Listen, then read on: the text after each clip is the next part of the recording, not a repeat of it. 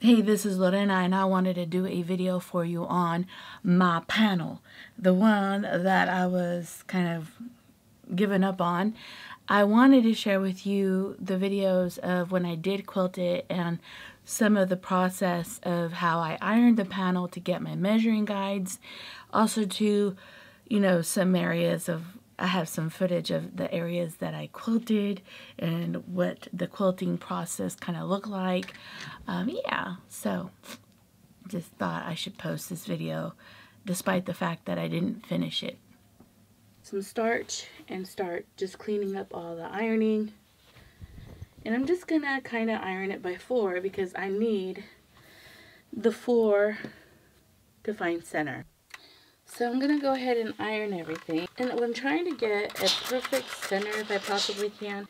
And then I'm going to do a diagonal line. Using your iron to mark your designs are sometimes simpler than using your marking tool.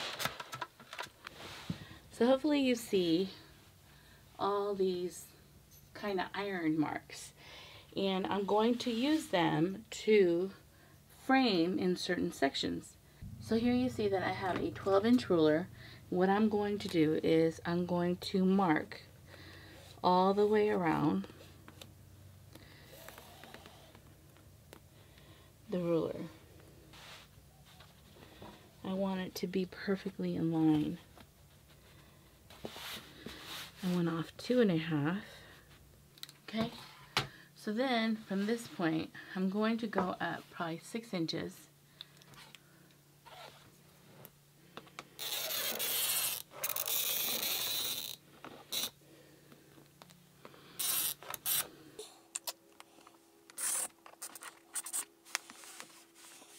Okay, I have basted. I'm using cotton batting, 2 poly, and I am basting. I sewed the top and I'm basting the sides and I'm basting across to stabilize this material. And then I'm going to roll the quilt up.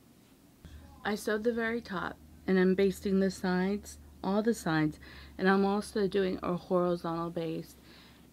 The reason I'm doing that is as you're quilting, the quilt is going to move a little bit, or the fabric is going to move a little bit, and basting gives you opportunity to control the movement with controlling all the layers of batting that I'm using.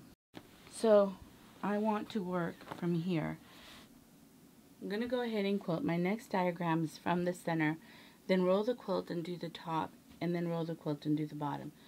But I usually do the center first. In this video, you see me quilting the center area of the quilt, and what I did is I did pebbles, and then as I did a whole chunk of pebbles in the area, I got one of my little rulers and started doing straight lines. What I was trying to do is create this beautiful line work that created almost shadowing. I did a lot of line work in the darker areas so that it looked like it has some depth and that the pebbles would pop up. I also wanted to share with you, I got a new lens for my cameras. This is my old Canon TI5.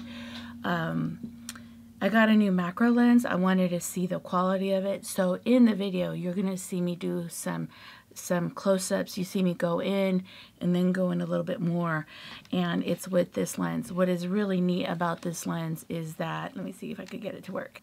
It has like a light on it, so when you go deep and close up to your whatever you want to take a picture of, it allows some light to surround the area so you get a better capture of whatever you're closing up on. So this is a macro lens from Canon, and I'll post what it is somewhere here, okay?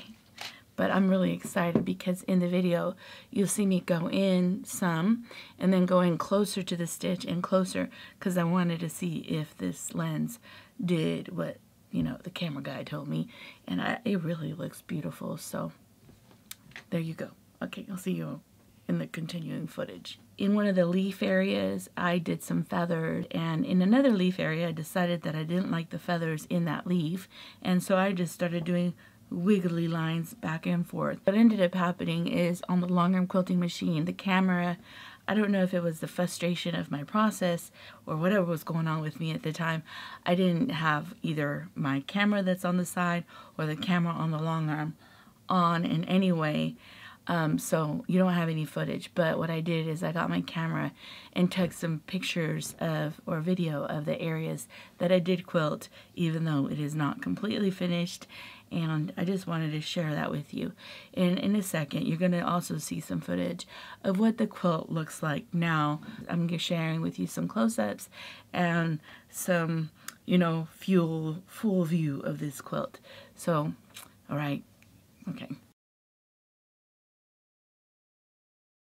When you're long arm quilting, I think sometimes you're so close to it that you can't see how beautiful it looks, especially when you're constantly regarding the fact that there's certain areas that are not quilted the way you want to.